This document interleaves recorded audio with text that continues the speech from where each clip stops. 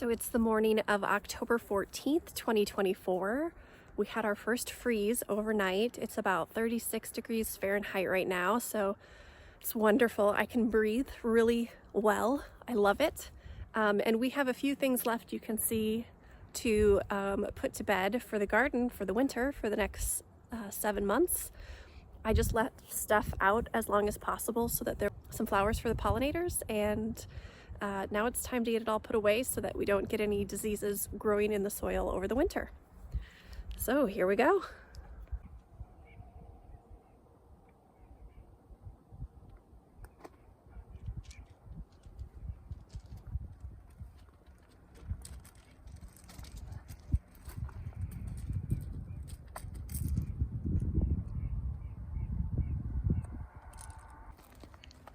So first up to clean up is this bed that had Cajo watermelon and green beans. For the green beans, I'm just going to cut off the tops of the plants and leave the roots inside the soil. But for the watermelon, I'm going to take it apart completely. It is an heirloom, so it is subject to getting and spreading diseases. But what was really fun is I picked my last watermelon yesterday on October 13th. So I was able to get 2 harvests out of this one watermelon plant. So I got 8 watermelons total because they're little and they grow faster. So highly recommend if you're in a northern zone to try out the Cajo watermelon. It grows really fast because it's really small and you can get more. Okay, so you're here amongst the green beans. I guess. Just because I wanted to show you, in case you've never done this before, you're gonna go right down to the bottom and pull that part of the plant out. That can go in your compost. And then you're gonna have a little bit of a, I'm gonna show you this here. You'll have a little bit of a stick here for the edge of the plant. You can trim that down as close as you want. I'm gonna trim it down just a little bit more.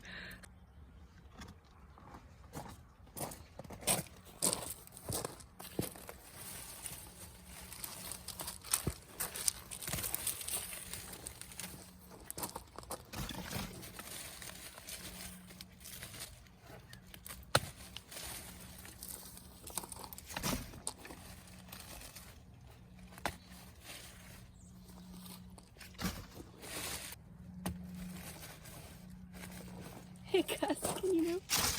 Come here. Come here. Come here, sweetie. Come here. Come on. Come on, over this way.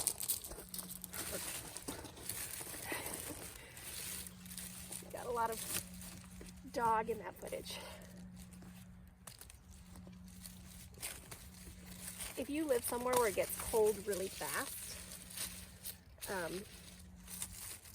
the base of the plant won't rot away in the winter because it's too cold for it to decompose. So it's good to cut it down as close as you can to the soil level. So it's just the roots that you leave in the soil.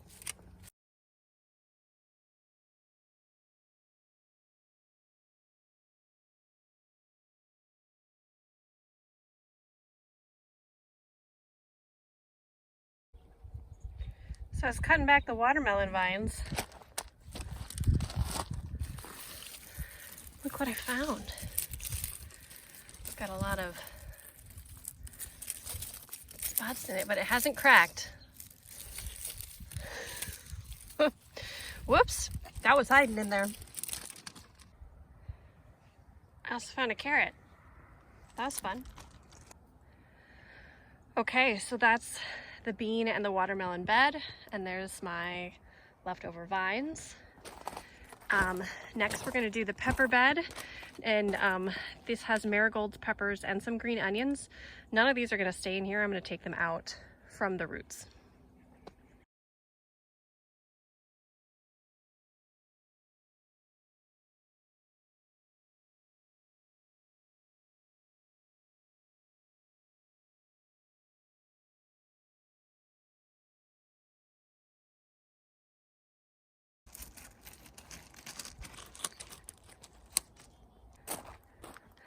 Next, we have the remains of our acorn squash, which squash has to be pulled out where I live because it can cause disease in the soil.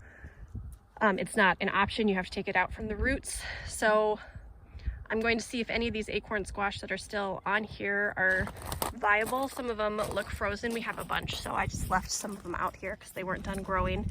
And if not, I'll just set them out for the deer.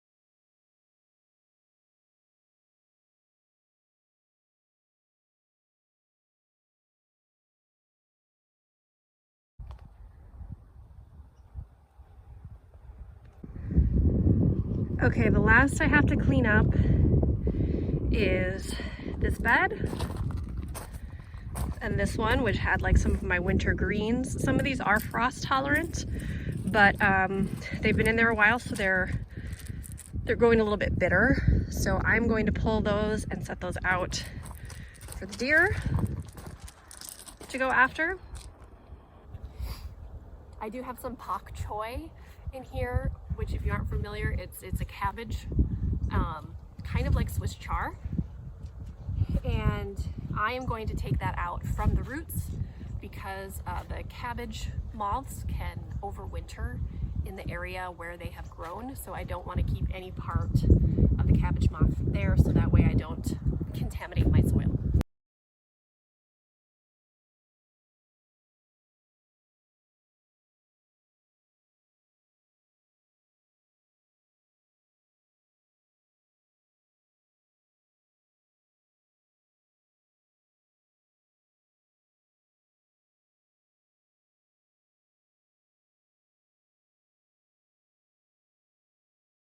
Look at how beautiful.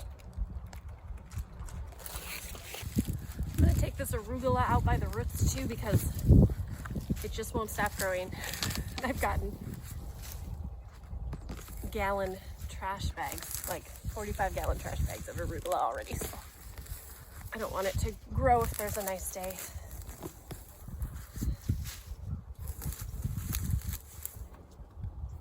Although the cabbage moths did not touch the arugula at all. Stuff on other side, yes, but not the arugula.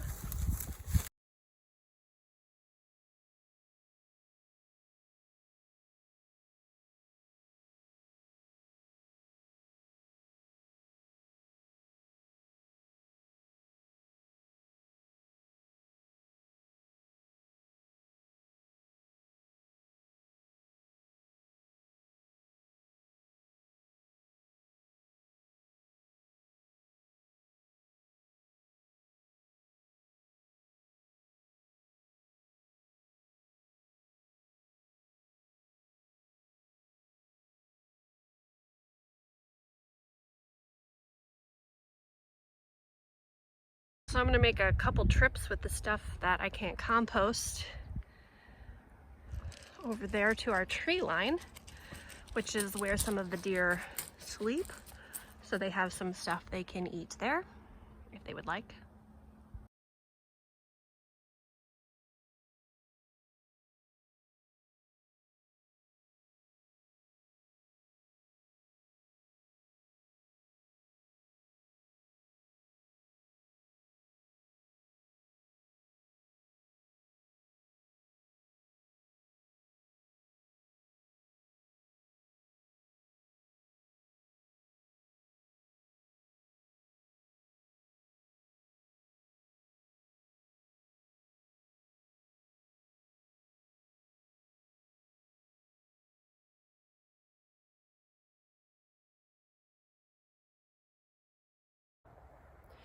Everything else that is left in here are perennials. So the those will stay as they are, and if we have some warm days, I'll come out and try to water them, and I'll show you those. We've got blackberries. We've actually got berries all around the fence. I started those this spring, those two. And then we've got two smaller ones I just started a couple weeks ago. And we have two kinds of raspberries along the side here.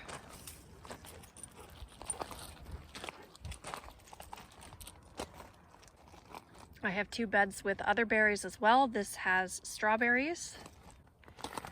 This one has June berries and blueberry bushes that are very, very young.